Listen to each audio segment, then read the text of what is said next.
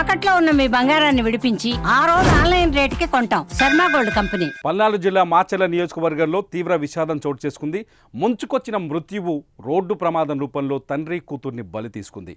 ఆగి ఉన్న ట్రాక్టర్ను బైక్తో ఢీకొట్టిన ఘటనలో అక్కడికక్కడే తండ్రి కూతురు మృతి చెందారు.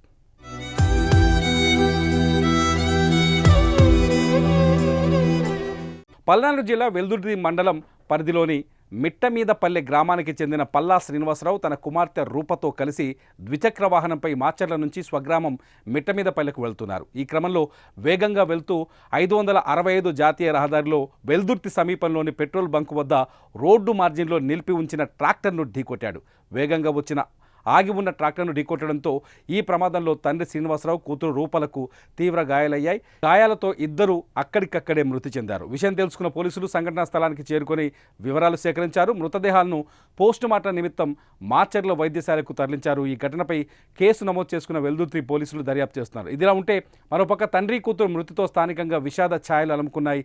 ఏదో పని నిమిత్తం మాచర్లకు వచ్చి పని పూర్తి చేసుకుని ఇంటికి వస్తున్నామన్న వాళ్ళు ఇంతలోనే కానరాని లోకాలకు వెళ్లారంటూ కుటుంబ సభ్యులు కన్నీరు మున్నీరుగా విలపిస్తున్నారు.